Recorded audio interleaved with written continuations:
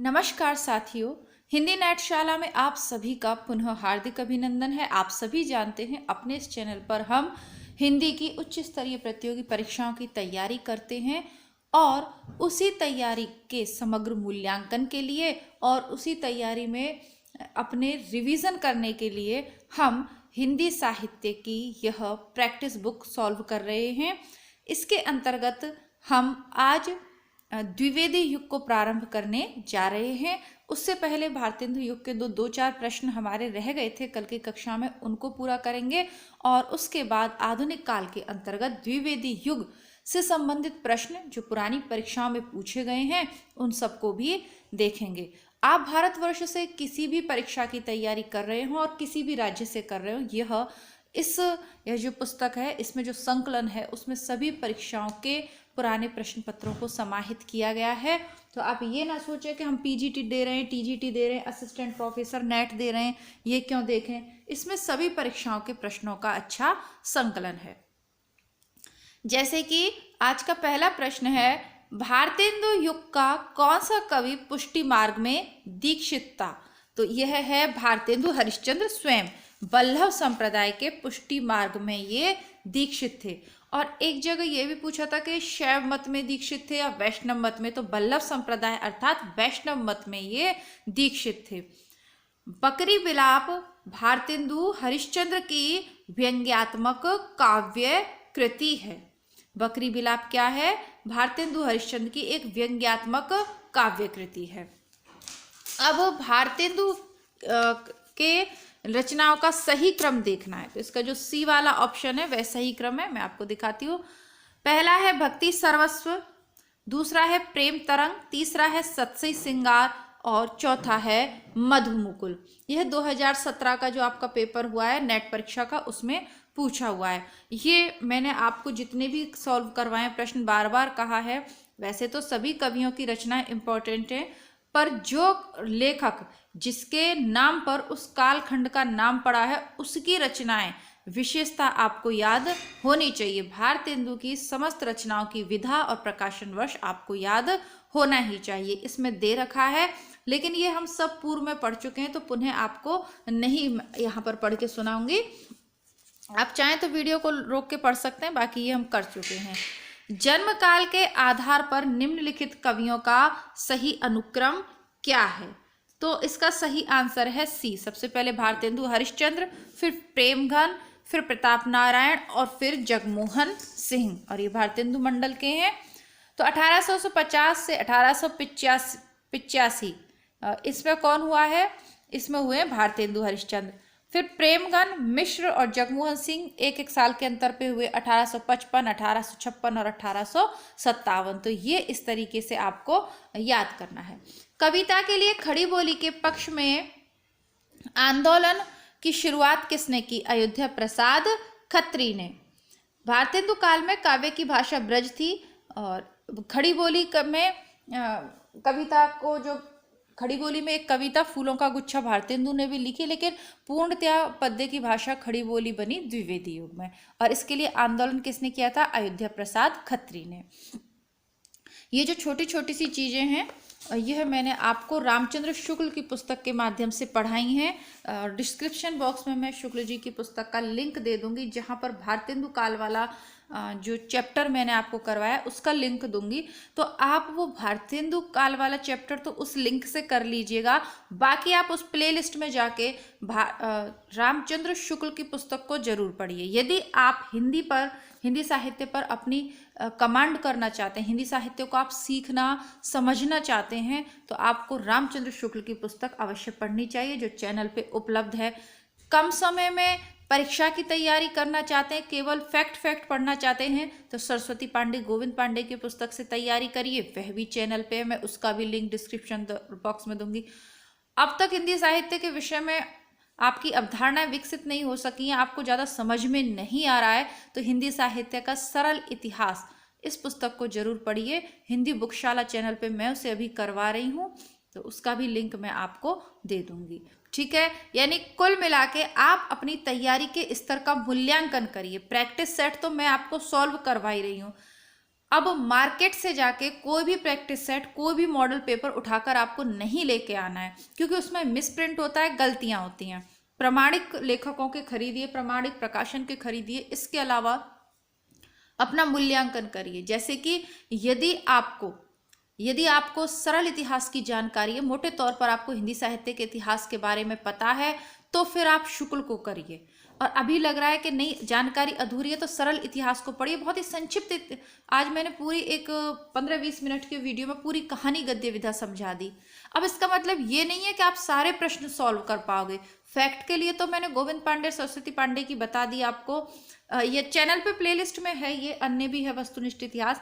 लेकिन उससे अवधारणा आपको समझ में आएगा, प्रेमचंद युग की कहानियां कैसे थी, प्रेमचंद उत्तर युग के बाद कैसी लिखी गई, कैसे कैसे इसका विकास हुआ।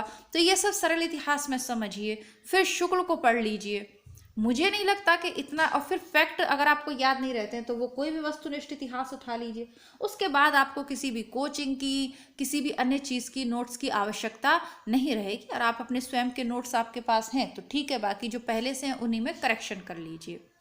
समय ज़्यादा नहीं है तो नोट्स बनाने के चक्कर में ना पड़े। जिस भी कोचिंग संस्थान के हों, जो भी बुक आपके पास हो, उसमें जो अतिरिक्त चीज़ आप पढ़ रहे हो, जो उसमें नहीं दी हुई है, उसे वहीं लिखकर कंप्लीट कर दीजिए। ठीक है। प्रयाग रामागमन के लेखक कौन है? प्रेमघन। प्रेमघन ने भारतेंदु की भांति पद्य गद्य दोनों में साहित्य रचना की। और आनंद कादम्बिनी इनकी प्रमुख पत्रिका थी, साप्ताहिक पत्रिका थी नागरी नीरद। ठीक है। प्रेम घन, घन का मतलब होता है बादल, नीरद का भी मतलब बादल ही होता है।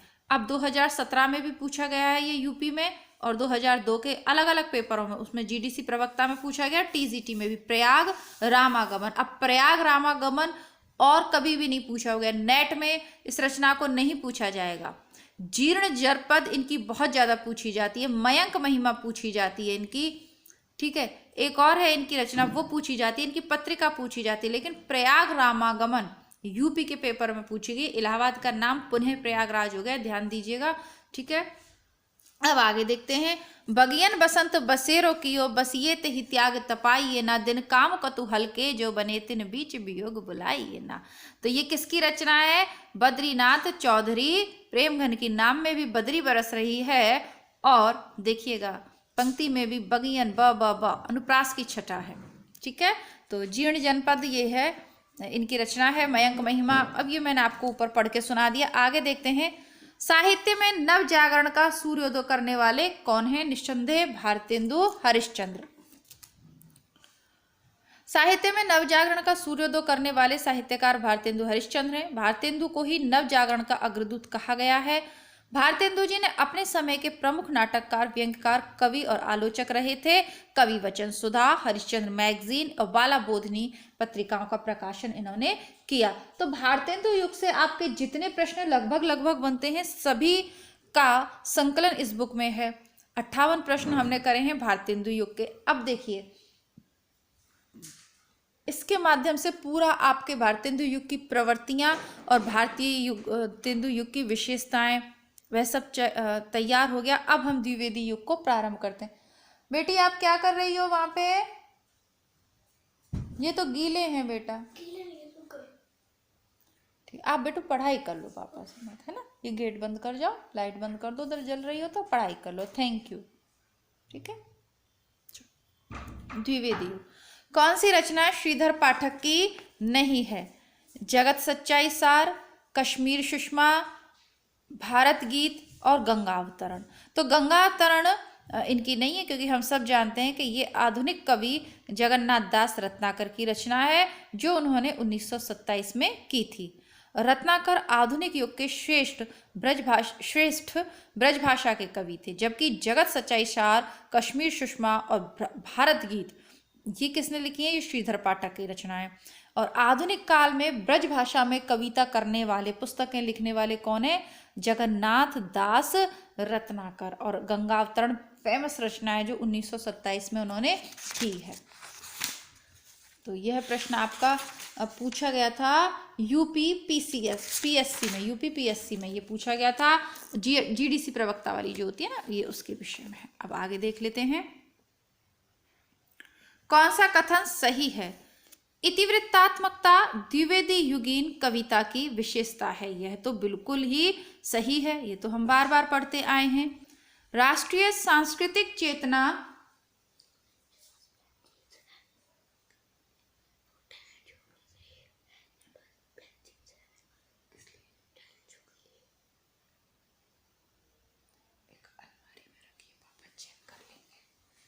थोड़ी ब्लैक है, थोड़ी वैसी भी है, फेडेड सी, अलमारी में नीचे वाले सेक्शन में रखी है। हाँ, आपकी चेक कर लो, आप पापा चेक कर लेंगे। इतिवृत्तात्मकता द्विवेदी युगीन कविता की विशेषता है, सही बात है। राष्ट्रीय सांस्कृतिक चेतना इस युग की कविता का मुख्य स्वर रहा है, ये बिल्कुल ही सही बात है। दोनों ही बातें सही है, तो ऑप्शन नंबर 3 अर्थात सी इसका सही उत्तर होगा। इतिवृत्तात्मकता तो हमने बहुत बार पढ़ा है, और इतिवृत्तात्मकता तो अब जैसा कि मैंने कहा कि किसी प्रश्न के आगे लिख दिया है कि यूपीपीएससी जीडीएस प्रवक्ता में ये पूछा गया, ऐसा नहीं है कि ये इसी पेपर में पूछा गया। नेट के पुराने पेपर आप उठाएंगे उनमें भी पूछा गया है, ठीक है। नेट के पुराने पेपर आपने अभी तक नहीं देखे हैं तो चैनल पे उपलब्ध है, देख लीजिएगा। द्विवेदी युग के संबंध में कथन, इतिवृत्तात्मकता द्विवेदी युगीन कविता है। अच्छा ठीक है, द्विवेदी युग की और विशेषता देखते हैं। देशभक्ति, अंधविश्वासों तथा रूढ़ियों का विरोध, वर्णन प्रधान कविताएं, मानव प्रेम, प्रकृति चित्रण, खड़ी बोली का परिनिष्ठित रूप, ये सब द्विवेदी युग की विशेषताएं। आगे बढ़ेंगे साकेत में। ये क्या कह रहे हैं कि साकेत में राम का चरित्र काव्य के द्वितीय श्रेणी के चरित्रों में परिगणित होने योग्य ही बन सका है। साकेत में राम का चरित्र काव्य के द्वितीय श्रेणी के चरित्रों में परिगणित होने योग्य ही बन सका है। प्रस्तुत कथन किसका है? नंद दुलारे वाजपेयी का, ठीक है, क्योंकि इसका प्रधान नायक कौन है? साकेत का नवम सर्ग काफी फेमस है, ठीक है, और साकेत का नवम सर्ग अधिकतर परीक्षाओं के सिलेबस में है और इसी चैनल पर हमने पढ़ा भी है। साकेत का नवम सर्ग की व्याख्या हमने देखी है, तो काफी फेमस रहा है नवम सर्ग। और उर्मिला का चरित्र चित्रण इसमें मुख्यतः किया गया है और 1931 इसका प्रकाशन वर्ष है। राम को यहाँ आधुनिक मानव के रूप में प्रस्तुत किया गया है। इस ग्रंथ में उर्मिला प्रधान चरित्र है। उसका नायक लक्ष्मण से वियोग और वियोग में उसकी अधीरता साथ साथ धैर्य प्रमुख विषय है। साकेत मूलतः पाली भाषा का शब्द है जिसका अर्थ है अयोध्या और इसमें 12 सर्ग हैं। साकेत लिखने की प्रेरणा सन 1908 में सरस्वती पत्रिका में महावीर प्रसाद द्विवेदी द्वारा छद्म नाम भुजंग भूषण भट्टाचार्य से लिखे कवियों की उर्मिला विषयक उदासीनता शीर्षक लेख से मिली इनको। डॉक्टर नगेंद्र ने साकेत को जनवादी काव्य कहा है। शुक्ल ने मैथिली शरणगुप्त को सामंजस्यवादी कवि कहा है। तो ये वो प्रश्न है जो यहाँ से आपके तैयार होते हैं और विभिन्न प्रतियोगी परीक्षाओं में पूछे गए हैं, तो देख लीजिएगा। अयोध्या सिंह उपाध्याय हरिऔध की कृति प्रिय प्रवास में राधा का परंपरा से एक भिन्न रूप भी है, वह क्या है? तो इसके बारे में हमने चर्चा जरूर की। शुक्ल की बुक में अगर आप पढ़ेंगे तो उसमें आपको देखने को मिलेगी। विरहणी नायिका, प्रेयसी, समाज सेविका, ग्रामीण वाला। अब विरहणी नायिका का तो सभी लोगों ने किया है, प्रेयसी भी बहुत रही है, ग्रामीण वाले का भी बहुत रही है, लेकिन समाज सेविका के रूप में यहाँ प्रिय प्रवास में राधा को किसने प्रस्तुत किया है? अयोध्या सिंह उपाध्याय जी ने प्रस्तुत किया है और ये शुक्ल की बुक में भी दिया हुआ है। हरिऔध ने 3 काव्य ग्रंथ लिखे। प्रधान प्रिय प्रवास 1914, पारिजात 1937, वैदेही बनवास 1940। प्रिय प्रवास 1914 ये आपको रट लेना है। प्रिय प्रवास को खड़ी बोली हिंदी का प्रथम महाकाव्य माना जाता है। प्रिय प्रवास का सर्वप्रथम नाम ब्रजांगना विलाप था। यह संपूर्ण काव्य संस्कृत के वर्ण वृत्तों पर आधारित है। हरिऔध द्वारा ब्रजभाषा में रचित रस कलश एक रीति ग्रंथ है। डॉक्टर गणपति चंद्रगुप्त ने हरिऔध को आधुनिक काल का सूरदास कहा है। निम्नलिखित में से मैथिली शरणगुप्त का खंड काव्य कौन सा है? अब मैंने आपको कहा था कि जब भी आप आधुनिक रचना पढ़ें तो ध्यान दें कि कौन सी आत्मकथा है, कौन सा उपन्यास है, कौन सा खंड काव्य है, कौन सा प्रबंध है, कौन सा नाटक है। तो इनका जो पथिक है वह खंड काव्य है। पथिक खंड काव्य की रचना 1920 सॉरी मैंने गलत पढ़ा क्योंकि ये ध्यान आ गया। पथिक तो नरेश मेहता का, नरेश त्रिपाठी जी का है, सॉरी। वापस से देखते हैं। मैथिली शरणगुप्त का खंड काव्य नहीं है। पंचवटी है, नहुष भी है, सिद्धराज भी है, लेकिन पथिक, पथिक राम नरेश त्रिपाठी की रचना जो 1920 में उन्होंने की थी। मैथिली शरण गुप्त ने बांग्ला कवि माइकेल मधुसूदन दत्त की रचनाओं का मधुप उपनाम से अनुवाद किया। गुप्त जी ने मार्क्स की पुत्री जैनी पर जयनी नामक काव्य लिखा। जयद्रथ व्रत, वध, भारत भारती, द्वापर, कावा और करबला मैथिली शरण गुप्त के अन्य खंड काव्य हैं। भारत भारती बहुत सारी परीक्षाओं के सिलेबस में लगा हुआ है और शीघ्र ही हम हमारा जो पुस्तकों का चैनल है हिंदी बुकशाला, उस पर भारत भारती को पढ़ने वाले हैं। बुक मेरे पास ये उपलब्ध है, तो इसको मैं शीघ्र ही करवाऊंगी। अभी अंधेर नगरी लग रहा है, नेट के सिलेबस में है, असिस्टेंट प्रोफेसर के सिलेबस में है, एमए के सिलेबस में है, तो अंधेर नगरी आज समाप्त कर लेंगे उस पर और उसके बाद हम भारत भारती का भी प्रारंभ उस पर करेंगे। तो जिनके सिलेबस में भारत भारती है वह देख लें। बाकी आपको जानकारी के लिए मैं बताना चाहूँगी कि आप किसी भी परीक्षा की तैयारी कर रहे हो, जितनी भी बुक आप बीए कर रहे हो, एमए कर रहे हो, आप टीजीटी कर रहे हो, फर्स्ट ग्रेड कर रहे हो, राजस्थान से कर रहे हो, यूपी से कर रहे हो, कहीं से भी कर रहे हो, तो आपकी जो पुस्तकें हैं हिंदी की वो हिंदी बुकशाला पर उपलब्ध है, इस चैनल की प्लेलिस्ट में भी उपलब्ध है। और बाकी आप कौन सी पुस्तक पढ़ना चाहते हैं कमेंट बॉक्स में लिख दीजिएगा, जो मिल नहीं रही हो वो मैं करवा दूंगी। खड़ी बोली का पहला महाकाव्य किसे माना जाता है? खड़ी बोली का प्रथम महाकाव्य हरिऔध की कृति प्रिय प्रवास को माना जाता है। इनका जन्म 65 आजमगढ़ उत्तर प्रदेश में हुआ था। प्रिय प्रवास 1914 में लिखा, वैदेही वनवास 41 में लिखा, चुभते चौपदे 1924 में लिखा, चोखे चौपदे 1932 में लिखा। साकेत, यशोधरा, विष्णुप्रिया ये इनकी महिलाओं पर आधारित नारी विषयक रचनाएं हैं। जितने श्रम और जितनी सावधानी से यह संपादित हुआ है, आज तक हिंदी का कोई और ग्रंथ नहीं हुआ। आचार्य शुक्ल का उक्त कथन किस संपादित रचना के विषय में है? तो बिहारी रत्नाकर के विषय में। और बिहारी रत्नाकर सिलेबस में लगा हुआ मतलब बिहारी, एक्चुअली बिहारी सस्सई को जगन्नाथ दास रत्नाकर ने बिहारी रत्नाकर के नाम से संपादित किया। इसको हम चैनल पे पढ़ चुके हैं ना, अगर आपके सिलेबस में है तो आप देख लीजिएगा। विनय पत्रिका तुलसीदास की है, लालचंद्र का लल्लू लाल की है, बिहारी रत्नाकर का संपादन किया जगन्नाथ दास रत्नाकर ने, और कबीर ग्रंथावली को संपादित किया डॉक्टर श्याम सुंदर दास ने। तो डॉक्टर श्याम सुंदर दास की ये कबीर ग्रंथावली, जगन्नाथ दास रत्नाकर की बिहारी रत्नाकर, ये हम चैनल पे पढ़ चुके हैं, ठीक है। हिंदी साहित्य पंडित महावीर प्रसाद द्विवेदी का सदा ऋणी रहेगा। व्याकरण की शुद्धता और भाषा की सफाई के प्रवर्तक द्विवेदी जी ही थे। तो ये शुक्ल का कथन है, शुक्ल की बुक में आपको मिल जाएगा।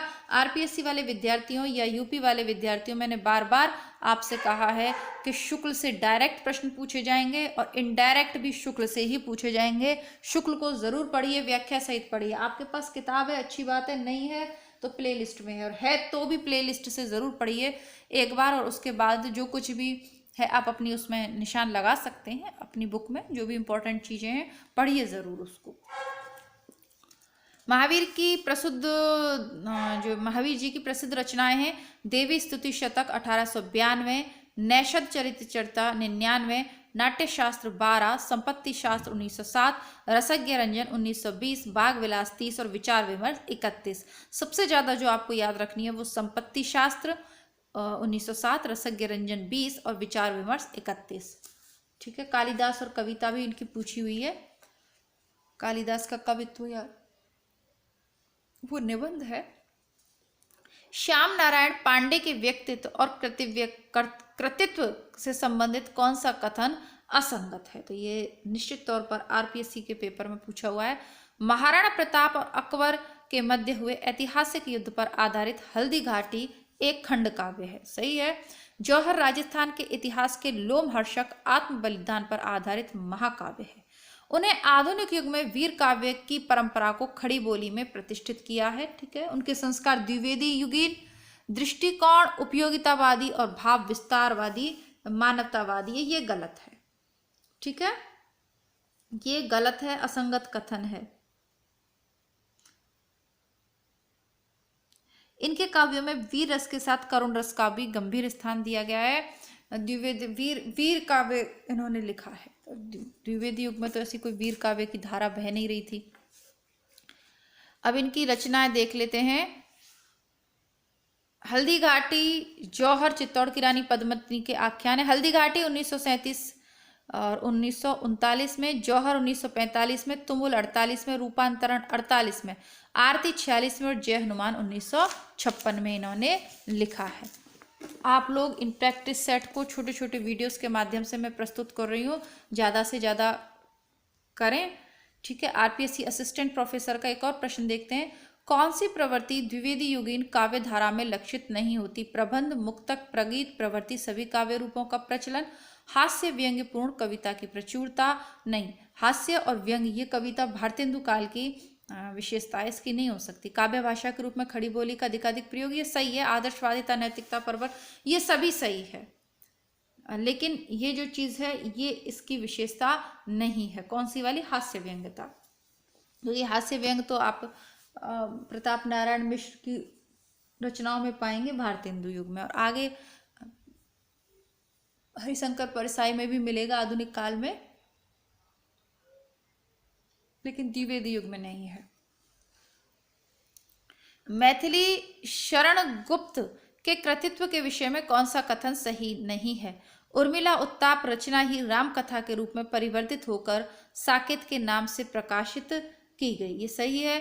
उर्मिला, यशोधरा, विष्णुप्रिया आदि इनकी अपूर्व चरित्र सृष्टियां, सही है। भारतवादी में आद्यांत भारत का गौरवगान वर्णित है, यह गलत है।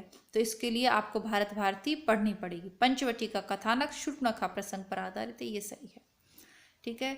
आद्यांत भारत के गौरवगान का वर्णन नहीं है, भारत की जो दुर्दशा हुई है उसका भी वर्णन है, और बहुत सारी चीजें हैं। भारत भारती आप अवश्य पढ़िएगा हिंदी बुकशाला पर।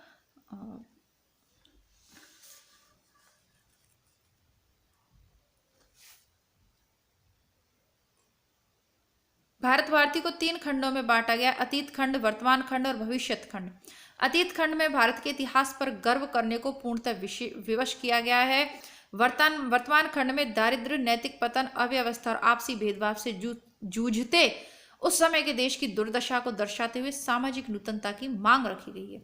भविष्यत खंड समस्या समाधान के निराकरण और लोगों से उसके लिए आह्वान करने के प्रयास से संबंधित है।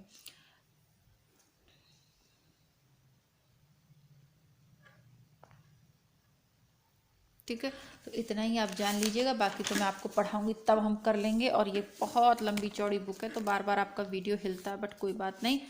तो ये हमने देख लिए राजस्थान तक के कुछ प्रश्न। अब DSSB के कुछ प्रश्न देखेंगे। पंचवटी खंड काव्य की रचना किस कवि द्वारा की गई है? तो ये तो बहुत ही इजी रहा, मैथिली शरण गुप्त द्वारा 1925 में। 1912 में भारत भारती लिखी, साकेत 1931 में लिखी, और महावीर प्रसाद द्विवेदी को अपना साहित्यिक गुरु माना। क्या कहते हैं? करते तुलसीदास भी कैसे मानस नाद, महावीर का यदि उन्हें मिलता नहीं प्रसाद। तो वो महावीर कौन थे? हनुमान। और ये महावीर कौन है? महावीर प्रसाद द्विवेदी। तो इसी के साथ आज की कक्षा को समाप्त करते हैं। थोड़ा थोड़ा पढ़ेंगे, समझते हुए पढ़ेंगे। पूर्व के बहुत सारे वीडियो अपलोड कर चुकी हूँ, तो आप वहाँ से भी तैयारी को अपनी धार दे सकते हैं। मिलती हूँ कल, तब तक के लिए नमस्कार, धन्यवाद, जय हिंद।